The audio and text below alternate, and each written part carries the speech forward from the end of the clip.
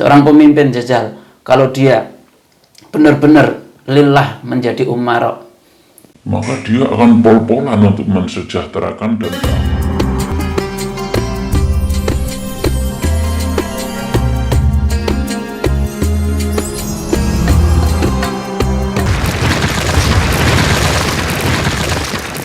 Assalamualaikum warahmatullahi wabarakatuh. Waalaikumsalam warahmatullahi wabarakatuh. Para pemirsa TV Kuno yang mudah-mudahan selalu diberi kesehatan oleh Allah Subhanahu wa Ta'ala. Alhamdulillah, pada saat ini saya bisa bersama-sama lagi dengan Kiai Muzammil, dan insya Allah hari ini kita akan membahas tentang ikhlas, karena ikhlas itu sangat penting sekali untuk diri kita. Betapa pentingnya ikhlas itu sehingga perlu kita pahami detailnya, dan alhamdulillah kita bisa bersama-sama dengan Kiai Muzammil. Gimana kabarnya Pak Kiai? Alhamdulillah, kabarnya baik. Alhamdulillah. Ya, semua berjalan dan kebaikan Allah terus kita terima dan mengalir dan patut kita syukuri. Pak Kiai Muzammil, seperti mukaddimah yang sudah saya katakan tadi, bahwa kita akan membahas tentang ikhlas ya. Berarti ikhlas iki ilmu ikhlas ya. Nah, kalau dulu itu saya pernah nonton film Kiamat Sudah Dekat, itu ada siapa itu yang Andre apa siapa itu yang dia mencari ilmu ikhlas itu kayak apa gitu. Ini yang perlu saya tanyakan pertama kali ini Pak Yai, ikhlas itu sebenarnya seperti apa Pak Yai? berat iki pembahasannya. Bismillah, alhamdulillah, wassalatu wassalamu ala rasulillah wa ala alihi wa sahbihi wa man tabi'ahu wa salaka tariqatahu ila yaumil qiyamah, amma ba'du. Ikhlas isa wae sampean nggih. Saja nyambung dengan pembahasan yang dulu pertama kita, bahwasanya tarekah itu juga ilmu ikhlas. Sekarang lebih dalam lagi membahas ikhlasnya. Soalnya kan dulu itu kan membahas berihsan itu kan berikhlas wajib, berihsan wajib. Lah otomatis ya juga berikhlas kan demikian. Sekarang membahas ikhlasnya. Iya, ini ikhlasnya ini. Bismillah. Ya tentu semampu saya untuk menjelaskannya. Ikhlas dari segi bahasa saja itu kan mustaq khalaso ya. Maldi akhlaso yukhlisu. Kalau secara makna itu maknanya murni, bersih, suci, dan yang semakna dengan itulah. Itu secara bahasa. Kalau istilah, banyak sekali kita temukan aqwal salaf tentang definisi atau ta'rif ikhlas tersebut. Tapi pada intinya ya dasar daripada makna lughah tadi, memurnikan pengabdian kepada Allah dan menghilangkan, menjauhkan dari segala-segala yang mengotorinya. Itu kalau misalnya disangkut pautkan ke orang-orang yang ya orang awam lah, kalau biasa orang bilang disederhanakan, gimana itu? Sederhana kalau untuk memahami ikhlas itu begini loh ya. Kita itu hamba Allah, diperintah mengabdi. Mengabdi kita harus mengabdi yang tulus, yang murni. Itu sebenarnya sudah lazim untuk segala hal apapun. Itulah makna dari kualitas sesuatu. Kualitas sesuatu itu kan kemurnian sesuatu. Madu murni berarti tanpa campuran. Emas murni tanpa campuran. Nah, ketika kemurnian itu adalah diperintah oleh Allah, yang sebagaimana kita kemarin membahas tentang ihsan itu wajib harus. Nah, memurnikan itu berarti ya bagaimana kita di dalam mengabdi kepada Allah. Secara umum pengabdian itu hidup kita lebih khusus mungkin ibadah yang hablum minallahnya, yang hablum minannasnya juga secara hubungan sosial kemasyarakatan. Bagaimana kita mentuluskan hati kita? Benar-benar semuanya itu lillah, bukan li ghairih. Bukan lil mal, bukan karena harta, bukan karena kedudukan pangkat jabatan, bukan karena sesuatu, bahkan kalau lebih tinggi lagi ikhlas, bukan karena sesuatu yang kembali kepada diri kita. Soalnya gini Pak Yai, ada orang-orang ngomong itu gini. Ini ya saya ngobrol-ngobrol aja. Jadi ada orang ngomong itu gini. Kalau saya menjadi guru, misalnya saya seorang guru, saya ikhlas.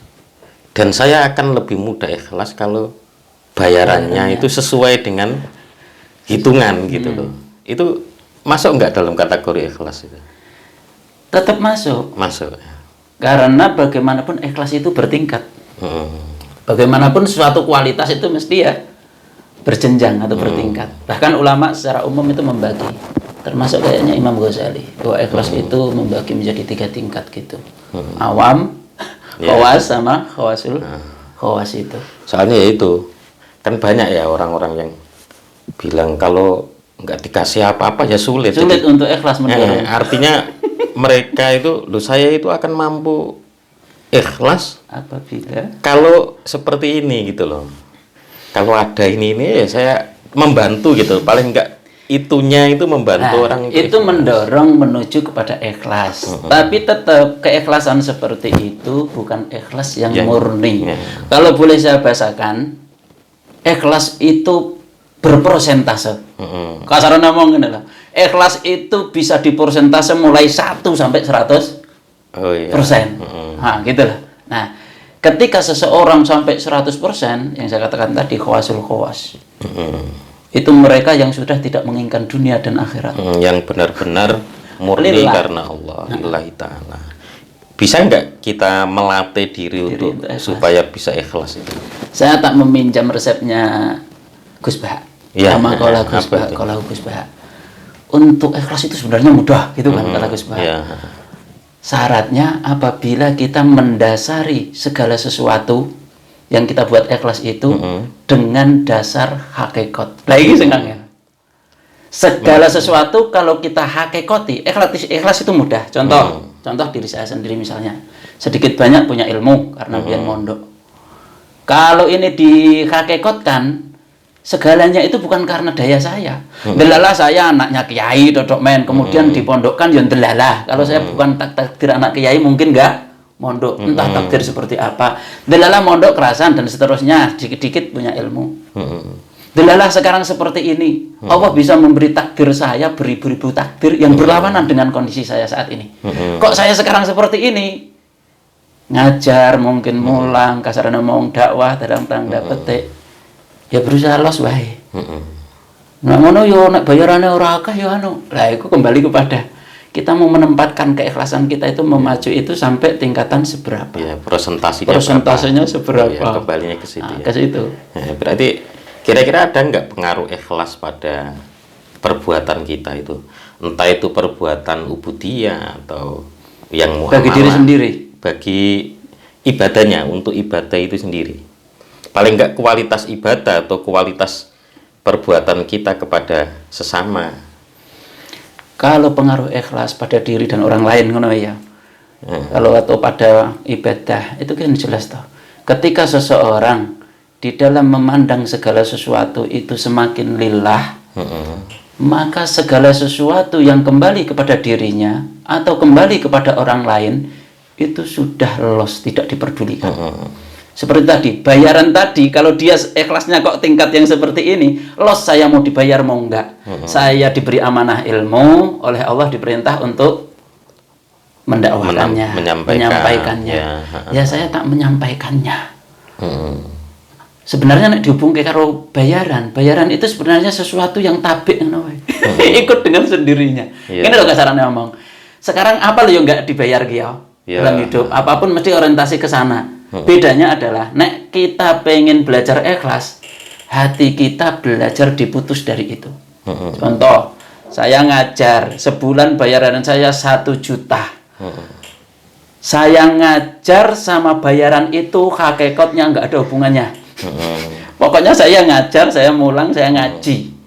Urusan bayaran wis nek sing ngurusi. Wis jarno engko waya bayaran lah ya teko dhewe. Kalau pengen memutus seperti itu sebenarnya akan menuju kepada ikhlas lebih mudah. Tapi kalau kita mengang-mengangan terus, kita nggak piro ya. Kapan ya bayaran, kapan gajian, maka akan terus sulit karena kita memandang dari sisi yang kembali kepada diri kita, manfaat. Tapi manusiawi tapi ya. Manusia sekali. Manusiawi. Itu pada tingkatan ikhlas tadi adalah orang awam. Dia itu pada hududid dunyawiyah wa ukhrawiyah yang menyatu. Orang seperti itu tadi kan katanya niatnya ngajar, niat menyebar ilmu juga. Tapi yo bayarannya, nah, itu orang awam. Ikhlas seperti itu. Itu tadi yang pengaruh ke diri dan orang ya. Maksud saya dari kualitas amalia itu sendiri gitulah, kualitas ubudiyah atau kualitas muamalah. Misalnya gini, ketika saya itu membantu seseorang dan saya ikhlas, itu ada nggak kualitas bantuan saya itu dengan sendirinya gitu loh. Orang kalau dasarnya ikhlas, pada diri itu akan enjoy. Pada diri itu akan tetap menikmati. Itu kan berarti ke orangnya, artinya ke perbuatannya. Loh tentu lebih berbobot toh. Ada hadis Nabi yang kurang lebih artinya demikian. Seorang hamba ketika dia selesai sholat, tidak diterima dari sholatnya kecuali separuh, kecuali thuluthuha, kecuali rubu'uha, sampai sudusuha, sampai usyuruha. Hadis ini menunjukkan bahwasanya nilai suatu amal berbobot tidaknya itu bergantung kepada diterima tidaknya suatu amal. Lah bobot amal itu adalah ikhlas tadi. Nah, ketika ikhlas persentasenya kasar ngomong ngene lah 50%, boleh jadi sholat kita yang ikhlasnya 50% tadi adalah sholat kita diterima separuh. Maka tadi ada bahasa itu tadi nisfuha. Nah, dari situ ya untuk amal apapun berarti kan, termasuk muamalah, tentu akan menghasilkan amal dohir juga yang maksimal sempurnaannya. Wong sing salate ikhlas masuk berdus orang kena. Insya Allah dia tetap memperhatikan syarat rukun dan sunnah-sunnahnya. Artinya berarti semakin ikhlas seseorang maka dia akan semakin teratur di dalam melakukan Simpulan itu saya rasa pas juga. Makanya saya juga pernah dengar itu katanya titiane wong ikhlas itu istiqomah. Kan ada yang seperti itu. Titiane wong ikhlas itu istiqomah. Padahal istiqomah itu ya angel sapore. Nah, dari situlah makanya kalau kita beramal berusaha ditumbuhkan rasa ikhlas, sebenarnya itu kembali kepada diri kita dan orang lain itu sangat luar biasa sekali. Ketika orang beramal kemudian untuk dirinya adalah rasa plong dan menikmati saja, bahkan meskipun semakin berat, bahkan meskipun tanggapan orang seperti apa, dia akan tetap karena orientasinya Allah, akhirat, bukan orientasi dunia. Yang duniawi atau di depan mata. Pun demikian hasilnya, karena dia merasa bahwasanya yang diterima Allah adalah amal yang yang ikhlas, yang berbobot, maka dia akan meningkatkan kualitas amal tersebut. Tentu otomatis secara dohirnya juga akan menampakkan keistiqomahan dan lain-lain. Ada nggak cerita tentang keikhlasan seseorang yang sehingga membuahkan hasil yang sempurna? Keikhlasan. Jadi mungkin cerita ulama atau cerita ya seseorang lah dari pengalaman Pak Kiai, misalnya ada, saya pernah kenal ini, ada ternyata seperti ini. Gitu. Kalau cerita sih sebenarnya banyak ya. Kalau kita membaca literatur tentang cerita keikhlasan seseorang, cuman mungkin ini pengalaman ya mungkin seorang santri ngono. Seorang santri, dia itu ketika nyantrinya, dia berangkat mondok, niat mondok, tapi oleh kiainya itu tidak boleh ngaji. Ya, itu. Sama kiainya hanya disuruh apa kuwi? Yes nyapu, Roan kerja, lah ya, roan, kerja. bahkan ke sawah, ke ladang. Tapi santri itu tadi sejak berangkat sudah dipesenin. Pokoknya manut karo kiai apa wae. Wis, tujuanmu nang kono manut kiai.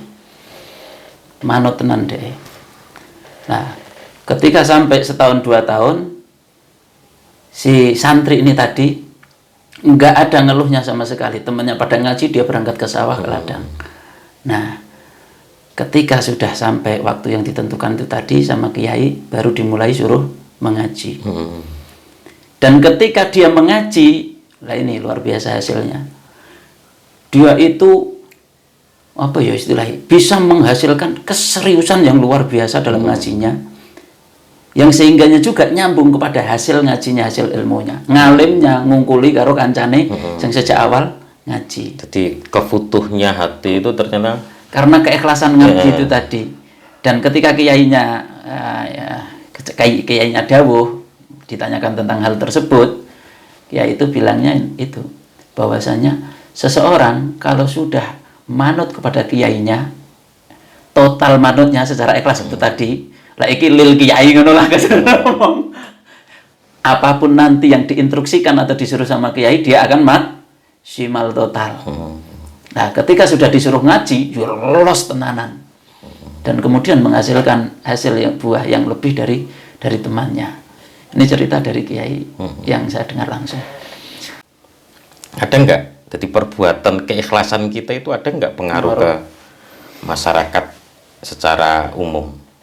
Kalau nyambungnya tadi dia prinsip lillahnya kuat, dia akan berusaha beramal secara maksimal kualitasnya. Sebab dia tidak peduli dengan tanggapan orang. Nah, ketika dia maksimal, karena ingin maksimal juga di sisi Allah, maka dia berarti maksimal juga kepada orang lain. Pengabdiannya, amalnya yang maksimal tadi kan akan menghasilkan amal yang kualitasnya bagus. Pengabdian yang tulus akhirnya adil, amanah. Kalau dia seorang pemimpin, kalau dia seorang pengajar, dia akan istiqomah, akan memaksimalkan untuk apa syiar ilmunya misalnya, tanpa melihat kayak cerita kiai-kiai kuno arep ngaji wong siji wong loro pokoknya aku ngaji. Sebab iki rumangsa kewajibanku dengan Allah, itu kewajiban si santri dengan Allah juga urusannya kono. Nah, ketika sudah seperti itu, dia kan akan memaksimalkan amal. Maksimal amal ini otomatis ya berdampak luas kepada yang menerimanya. Seorang pemimpin jajal, kalau dia benar-benar lillah menjadi umara, maka dia akan pol-polan untuk mensejahterakan dan keamanahannya. Dia nggak memperdulikan gaji, nggak memperdulikan kehormatan. Oh, namanya kelasnya dhuwur loh. Nggak memperdulikan tanggapan netizen. Saiki kan terus awake dhewe iki ya ngene iki attention lek ya kudu ditata to. Iya. Attention kudu ditata. Ya paling enggak ya kalau kita mau ke yang 100% tadi mungkin kalau saya kok gini kan gitu ya. Kayak dawuhnya itu loh. Udel bin Iyad yang kondang itu kan. Wal amal Al amal li adlin nas syirkun terus tarkul amal li adlin nas riya. Wal ikhlas bi ayyu'afiyakallah minhuma. Jadi Allah kuncinya. Ikhlas itu seakan-akan ya pancen paling awake dhewe ra bakal iso teko 100%. Sebagaimana mungkin Sayyidina Ali disuruh khusyuk sholat hampir lulus nggak jadi ya. Nah, itu juga cerita tentang keikhlasan juga itu ya. Khusyuk kan ya ikhlas ngono wae di dalam sholat. Yang ketika ditantang oleh Rasul sing iso khusuk tak kei serban apa itu kan. Ya. Saya menyimpulkan seperti itu. Kelas kita, apalagi kita orang-orang yang seperti itu saja kayak 100% kok sulit. Illa ayyu'afika Allah. Allah saja yang menarik menjadi ikhlas. Tapi jangan sampai disimpulkan ikhlas itu enggak wajib. Kemarin sudah kita bahas tentang thariqah itu. Ikhlas itu harus diperjuangkan. Bahasa saya on the way ikhlas keren. Oh no. Para pemirsa TV Kuno, alhamdulillah kayaknya sebenarnya asik sih dibicarakan, cuma ya mungkin karena dari saya sendiri itu laisa ahlan lidzalik, jadi sama saja. Jadi membicarakannya itu agak sulit-sulit gimana gitu. Ya, jadi saya kira cukup. Kurang lebihnya ya kami berdua mohon maaf yang sebesar-besarnya. Akhirul kalam, wassalamualaikum warahmatullahi wabarakatuh.